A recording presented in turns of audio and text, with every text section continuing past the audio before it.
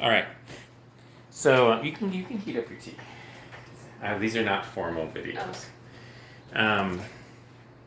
So anyway, what we're going to work on today is basically the idea of how do we write up a physics problem and come up with a solution that your professor can grade. Okay. Because the way it works in college is you're not going to just hand in answers. At least a good teacher, is going to look at how you got the answer, and if you made a small error, they'll give you some credit. But if the answer is if you don't show how you do a problem, and you just turn in an answer and it's not correct, and you haven't shown any of your work, they have to take all the points up. Yeah. So, and then they also don't know they're unable to assess what you know or where you don't know. So we're going to do a couple examples today. And these are similar to the homework problems that you're going to have due like on Friday. So we're going to start out with two vectors. And so vector A is given by, basically vector A is 3i minus 2j. And vector B is minus I minus 4j. And what we're going to compute is vector C, which is going to be equal to A plus B. And we can put, if we want to distinguish these things as vectors, we can put little arrows over them to let us know that these are indeed quantities with magnitude and direction. So basically, first thing we're going to do is compute the components of the new vector. So this is going to be, so how would we do that? We want vector C, which is the sum of these two other vectors. You could set A and B equal to each other and then work. No, when you're adding vectors, you add Right. their components. Okay. Right. So you don't set vector A equal to vector B. In fact, they are not equal to each other. Right. No. But you can add them by saying, well, remember I is a unit vector. In fact, let me draw vector A here. So here's our coordinate system. Vector A has a unit of it's 3 in the horizontal direction and minus 2 in the vertical direction. So this is vector A right here. Right. I is X and J is Y. Yep.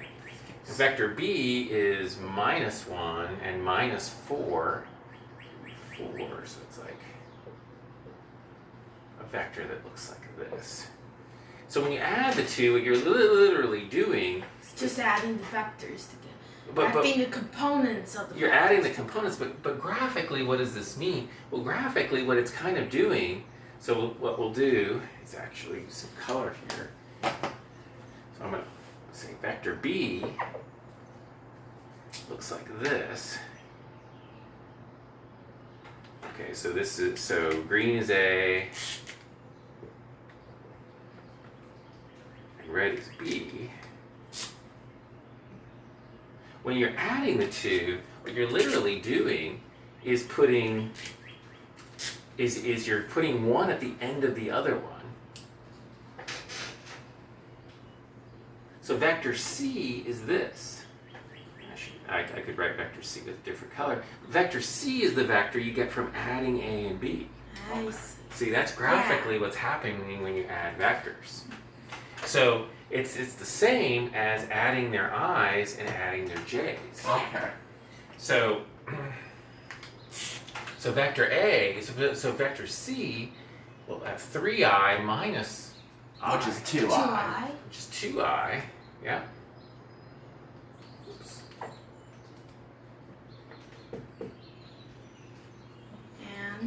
And then minus 2j minus 4j. Minus is plus, so that's 2J. No. Minus times a minus Oh, is right. plus, Minus. but minus is more minus. Right, Right. so 6. So minus 6J. So yeah, so vector C is going to be, and I didn't quite draw this right, so let me remove that and change the color here. Make vector C like purple. So vector B, go back 1 and then down 4. So vector C then be coming down like this. So that's how you add components of vectors. This is vector A plus vector B is vector C. So what if we wanted to know the angle of vector C, which we'll call theta? So it's angle from the x-axis. How do we compute that? Well, you take the tangents of sides A and B. So let's think about this triangle here. There's a triangle that is 2 over, right? 2i, and 6 down.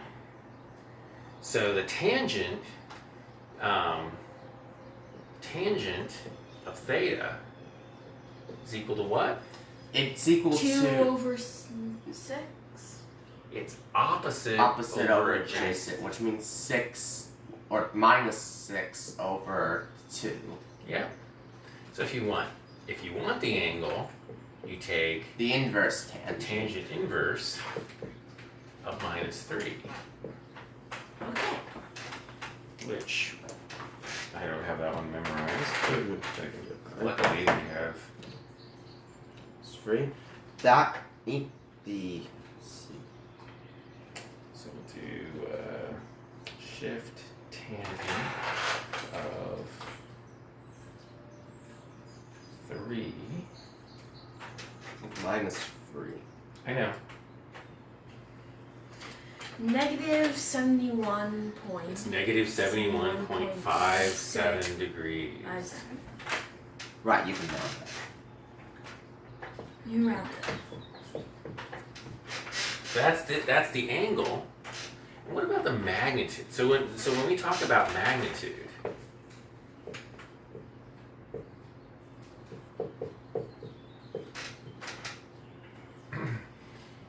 of C, we write it like this. We put lines around C. This is what we mean by the magnitude of C. And what that is the square root of the, essentially, the I squared plus the J squared, which in this case, the I component is 2, and the J component is 6. So it's 2 squared. And it's 6 squared, so let me write that as 6 squared. 2 squared is 4, and Yeah. 6 squared is 36, so it's the square root of 40. That's the magnitude of the vector. And what do we mean by the magnitude is we mean by the length of it. Oh, that's what the magnitude means. Right, so yeah, exactly. The magnitude is the length. And in fact, you can see it through Pythagorean's theorem. Pythagorean's theorem says the length of the hypotenuse is the square root of the square of the sides. Square of one side, square of the other side, square root, length of the hypotenuse. So really, the magnitude is the hypotenuse of this triangle you make. When you take the x component and you make the y component, you make this triangle, the vector C is the hypotenuse of that triangle. It always will be. We'll do another example. Got it. Got it. Pick another problem. So let me check here and see what's doing. Good, it's recording. All right. So so that is one problem. We'll do one more, and I'll let you guys tell me more how to do this one.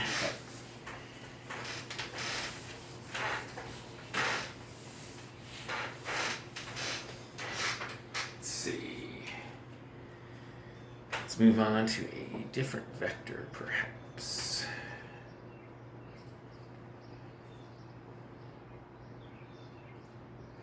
All right, we'll say A here is, we're going to change A and B.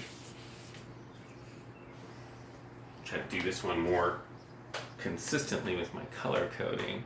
Say vector A here is 3i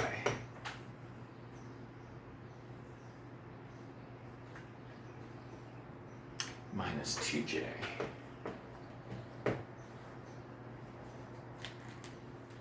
vector B.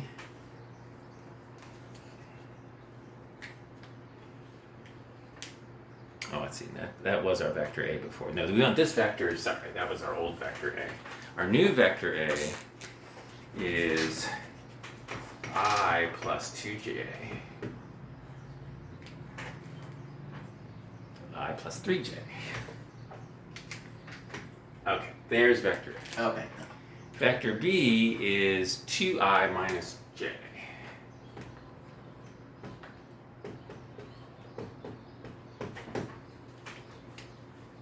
All right, so now we're going to do vector C.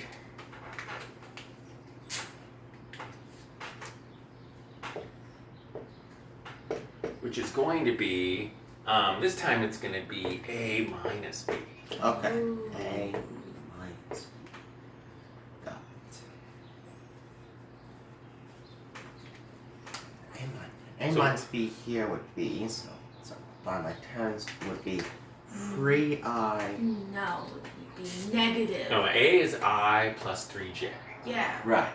So, yeah, so we I- So say, yeah, be combining negative. like terms. yes, Oh. but it's minus. Minus, okay, which means we Yeah. subtract everything. Okay. So So just minus I. It'd be, it would just be I because it's 1 oh, wait. minus 2I, right? Take the Yeah. 1 here and the minus 2I. And then what about j? So we get 3 minus 1j. Okay, that would all be minus I plus 2j. plus 2j. There is minus. All right, Sorry. It's fine. so that is the vector C. Okay. Now let's calculate its angle and its magnitude. Okay. So theta, called theta C, is going to be what? Or tangent is theta C. It's gonna be 2 over minus 1. Yep. So theta C is going to be equal to tan inverse of minus 2. Okay. Tan inverse of minus 2.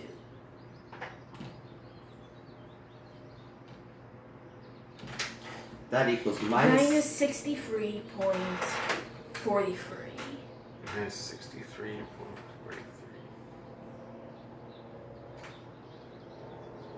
Yep, that's correct. So theta C So that's the angle. is equal to minus 63.44, actually. Yep. Ah, 44. So that next digit is a 9. Yes. Right, so it rounds up. You got it. I mean, there's no clear idea exactly how many digits we should be carrying. Yeah, here. it's 2 is good. It's Yeah, we might, I mean, if you look at the number of significant digits here, we might think that just only the 6 is significant. We only seem to have one digit in all of yeah, our. but that would be silly because that's Well, 63 we have more than that. Well, yeah. If it depends on really how precisely we know the lengths of these things. Like we say it's 1 and 3, but is it 1.00? Yeah. See, it depends on how you write them. 1.001. We don't know that. But anyway, let's say that we actually know these numbers very Yes. precisely, and we We can know that that is 1. We know that that is free. Mm-hmm. Okay. So that's the angle. So now we want the magnitude to see. Square root of 3. How would we write the equation for that? It would Square be root of- the magnitude of C is equal to the square root of minus 1 squared plus 2 squared, which in this case is minus 1 plus. Wait, no, it's 1. It's 1 plus 4. So it's 1 plus 4. 5. So it's 5. So it's the square root of 5. And the square root of 5, what kind of number is that? It's obviously, square root of 4 is 2. Right. Right. So it's a little bit more than 2. So It's- 2.24. All right. If you round up. All right. So now we're going to we're going to check our work by doing a little graphing. Okay. So this is a good thing to do. You get these numbers, but then you kind of want to see, I got all these numbers through math equations, but there's a way to check your work, and that's by graphing. So we know that C is -1 plus 2j. Right. So on the coordinate axis,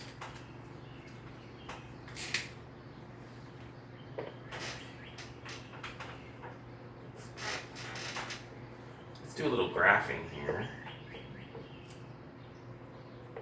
So this is our I-axis, and this is our J-axis. And so if we graph this, it's -I, so there's -1, and 2j is here.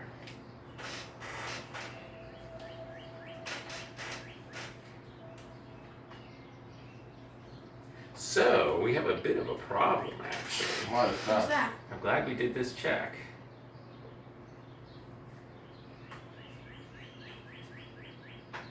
This answer of -63 is actually down here. Oh. So if this is the x-axis, -63 degrees is down here. You notice this is actually kind of on this line, but it's in the opposite direction. So it tells you something about our inverse tangent function. Our inverse tangent function only gives us answers And in this- negative. or no, it gives us answers. No, it will always give us an answer in these two quadrants. So basically, it'll give us an angle between 90 degrees and -90 degrees. It'll never give us an angle over here. Okay. So what we have to do is, you can think of it if you have -63 degrees, if you want, since we know the answer should be over here, this direction is 180 degrees away from this. So the actual theta c equals 180 -63.44. Can you guys compute that real quick?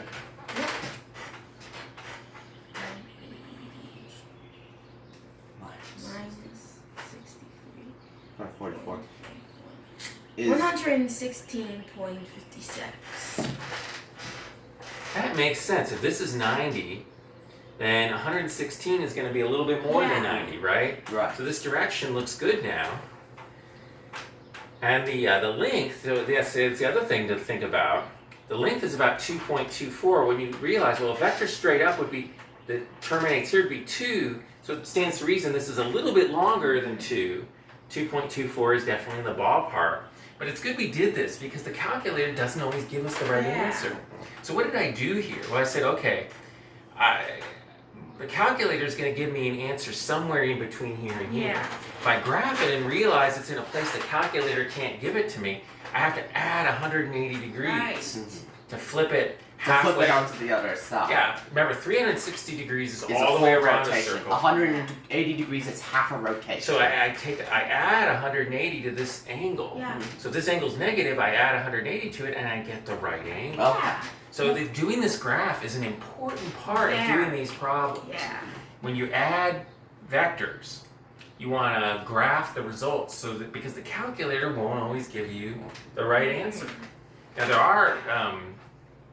there are more sophisticated inverse tangent functions on some calculators, but it's always good to graph to see if that makes sense, because when it's going up like this, how could it be -63 degrees, right? Yeah. -63 degrees It's down there. is down here, and it turns out it's this dotted line. Okay. Yeah.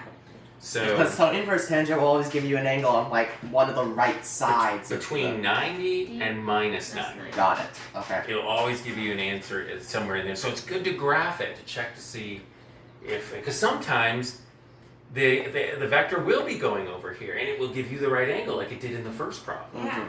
But it's good to check to see if it gives you. Sometimes it's not on the right side. Sometimes it's on the left side. So this is what I expect to see when you turn in your Okay. homework. Okay.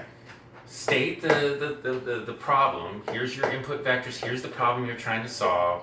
Solve it, and then set up equations for the other things. If you're asked to find the angle, set up an equation for the angle. Plug in numbers, show your answers. So I Okay. need the equations and the numbers plugged into them with your answers, and also a check graph would be a good thing to include to show the professor how you checked your answer. so that they know that you know how to check your Got it. answer. Because when they're grading your homework, they're not just grading to see if you got the right answer. Grading to see how you got the answer. They're trying to figure out if you understand what they're teaching them. And that's why it hurts to the bone when they see, oh, they didn't understand anything. I did a bad job of teaching. Sorry. No, there's nothing to be sorry about. Obviously, I didn't teach you enough. So this is why we're doing this. But before Now we we go, know. I do want to ask one question that I was having trouble with. How do you find the x and y components of only an angle and magnitude? That's a great question. So Because there was other problems that asked like find the x and y components of a certain all right, let's do that. There's angle. also stuff with free forces instead of just two. Oh yes, the third is just another. So let's talk about that first because that's an easy one. How does a force in another? So you got the I component, the J component, and the Z component, or the K. Well, actually, they'll call it the K component. I, J, and K. So let me draw. So this is a three-dimensional thing. So this is I. This is typically what people call I. This is typically the direction people call J. And actually, I have it wrong. This is the I component. This is the J component, and this is the K component. So you can think of as in three dimensions. So here's your x and y. Let's say you have an x component and a y component, and they together make a vector. And then if there's a j component, it goes up.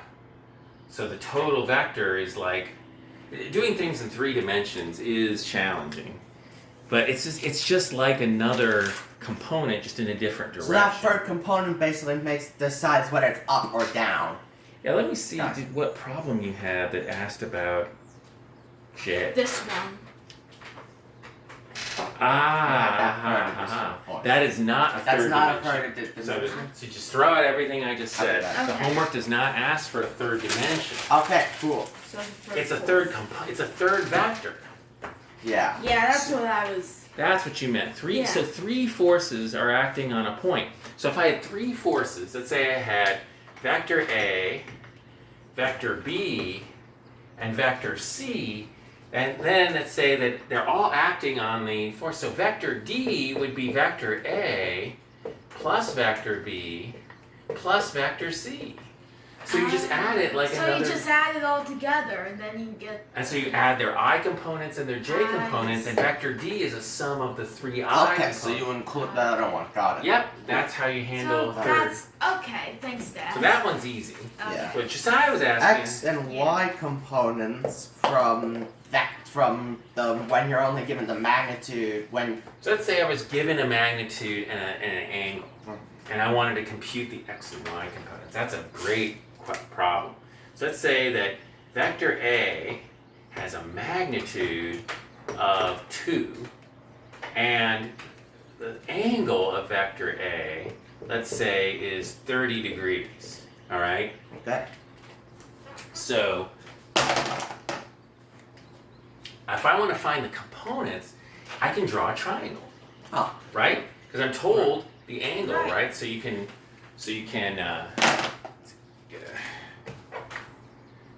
let's go back to red here for the coordinate system. So if I know the angle, I know that's actually a 45-degree angle, so it's a different angle here. If I know the angle is 30 degrees, I know it's something like this. So there's always a triangle involved when you're talking about these vectors, all right? Okay. So I know when they tell me the magnitude, they're telling me the hypotenuse. Okay.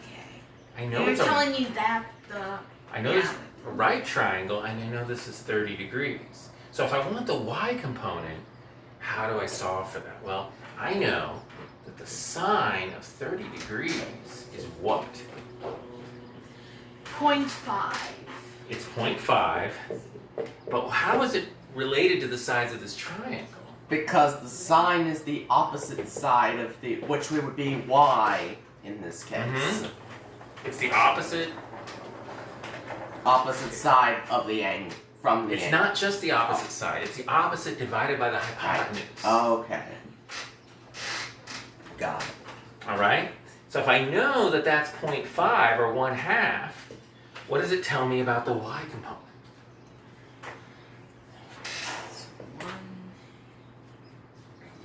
I said sine of 30 is opposite over hypotenuse, y over 2. I also know sine of 30 is 1/2. How do I solve for y? You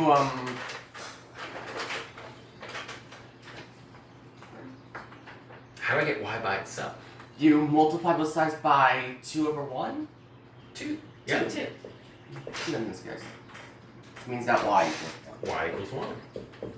So now I know the y component. Okay, cool. How do I find the x component? Let's see. X would be cosine in this Cosine case. of 30.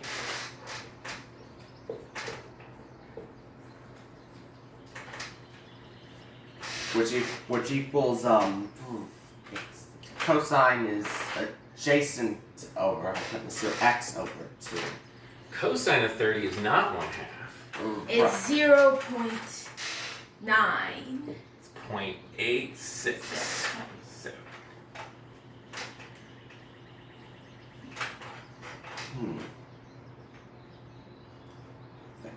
You can. so how do I solve for x? X over 2 is equal to 0.867. Is that right? Cosine of 30. Now 0.86. It's 866.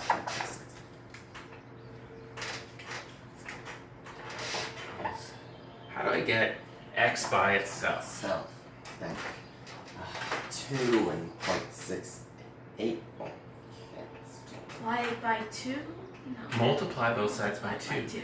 Yeah. Oh, that was 2's so cancel on this right. side and x is by Yeah. itself. X is equal to 2 times 0.866. Ah, Remember, the idea isn't to cancel anything over here, it's Right. to cancel Yeah, the it's stuff just with cancel. x. Yeah. okay. So what's 2 times 0.866? 1.732. So the vector A is equal to 1.732 I plus J.